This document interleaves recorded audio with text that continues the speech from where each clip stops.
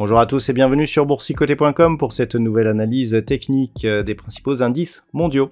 Avec un indice allemand qui continue ici à osciller dans une zone entre ce point haut et donc cette zone de résistance des 16 280 points et cette zone ici des 15 660 points.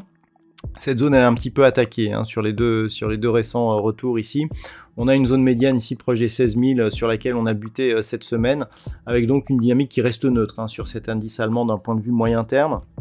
D'un point de vue court terme, on avait une petite évolution ici sous la moyenne mobile 20 exponentielle qui est en train d'être invalidée cette semaine. Alors vu l'évolution des cours en cette fin de semaine, à voir justement ce qui lancera donc en ouverture. Mais globalement, ce qu'il faut retenir, c'est que nous sommes dans une dynamique neutre. On a un retournement des histogrammes du MACD qui pourrait nous préfigurer ici un retour possible sur la zone des 15 660 points.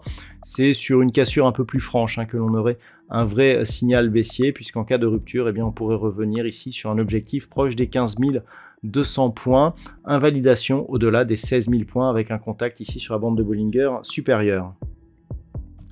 Sur le stock 50, nous sommes là aussi sur un biais totalement neutralisé malgré une précédente dynamique haussière. Nous sommes dans un range grossièrement entre 4415 et 4180 points depuis donc la fin du mois de mars. On est venu au contact ici de la zone médiane représentée par cette résistance horizontale ici des 4320 points. Donc globalement là aussi on a un retournement sur les histogrammes du MACD. Donc à voir ici si cela ne réimpulse pas un mouvement plus profond. Seule une rupture ici de la zone des 4180 points nous donnerait un signal de retournement baissier moyen terme. Tant que l'on reste au voisinage ici de la zone des 4320 points, c'est neutre. Et l'invalidation de ce mouvement baissier viendrait d'une rupture haussière des 4320 points. Au niveau des marchés américains, le S&P 500 évolue toujours ici dans un biais plutôt haussier d'un point de vue moyen terme, et ce depuis la rupture ici des 4195 points. On est venu marquer ici un point haut de dynamique durant le mois de juillet, avant ici cette petite phase de consolidation, mais avec un retour ici au-delà des 4510 points, le S&P 500 semble vouloir confirmer la possible reprise de ce mouvement. Donc au niveau des indicateurs, on le voit, tout est bien positionné.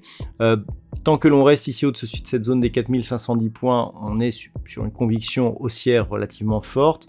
L'objectif étant un retour ici sur cette zone de point haut avec une résistance proche des 4600 points. Mais globalement, une rupture ici de la zone placerait dans une phase de consolidation avec une accélération possible ici sur la zone des 4340 points. Pour l'instant, on en est loin et donc on regardera plutôt vers le haut avec comme objectif donc un retour possible sur cette zone des 4638 points sur le S&P 500. Au niveau du Nasdaq, durant l'été, la rupture ici haussière des 15 320 points laissait présager d'un retour ici sur des records historiques sur le Nasdaq. Lorsque l'on regarde ici en hebdomadaire, voilà, on avait une zone ici de résistance à 16 700 points que l'on aurait pu atteindre.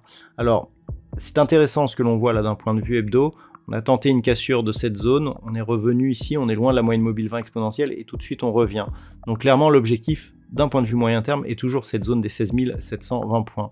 Maintenant si on revient en daily, on voit qu'on a eu ici cette petite phase de consolidation. En repassant au-dessus, on revient marquer un contact avec la bande de Bollinger supérieure. La dynamique est belle ici au niveau des histogrammes du MACD. Donc clairement, on peut viser un retour sur cette zone qui est, je le rappelle, la résistance des points hauts historiques de l'indice des technos américaines. Niveau d'invalidation, le point bas ici qui se dessine sur une zone intermédiaire de support, 14 725. On a ici un point bas un peu plus bas, 14 550, mais globalement c'est cette zone qu'il ne faudrait pas casser pour au contraire impulser un nouveau mouvement de consolidation en direction des 13 920 points. Et puis enfin on termine avec le Nikkei, alors avec des tracés qui sont un peu moins précis puisque on est ici sur des résistances et des niveaux qui ont été tracés il y a plus de 30 ans, c'était en 90, donc là on n'est pas encore sur un niveau historique sur le Nikkei, mais cette zone ici on voit que malgré tout c'était une zone donc qui était majeure donc à l'époque, tracée donc sur des retournements, je dirais de tendance moyen terme. Et là, ce que l'on peut voir, c'est que globalement, on est quasiment dans l'épaisseur du trait et que vu la volatilité que nous avons eue ces derniers mois, eh bien ce niveau est toujours relativement correct. Donc on est très proche ici d'une possible poursuite donc vers ces records du Nikkei qui sont un peu plus hauts. Voilà, on est sur une résistance ici à 39 260. Actuellement, donc, on est dans une dynamique haussière moyen-long terme. On est venu ici au contact de cette zone des 27 385. On s'est stabilisé autour. Puis hop, on remonte ici un petit peu comme le Bitcoin sur un différent niveau pour essayer de se stabiliser. Donc, c'est un des scénarios possibles. Stabilisation ici autour des 32 880 points pour le Nikkei. Zone de cassure ici, et bien sur les points bas de cette précédente phase d'évaluation en range, donc proche des 25 700 points. Beaucoup de volatilité, on est passé de 25 000 ici à 32 000, c'est très rapide.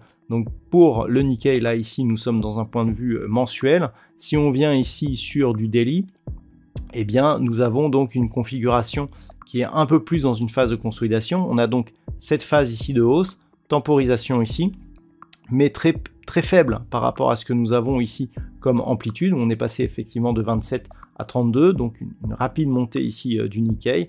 Et donc si les cours revenaient par exemple au-dessus de cette zone ici de 32 880, on pourrait viser une poursuite donc de l'indice en direction des records donc sur l'indice japonais.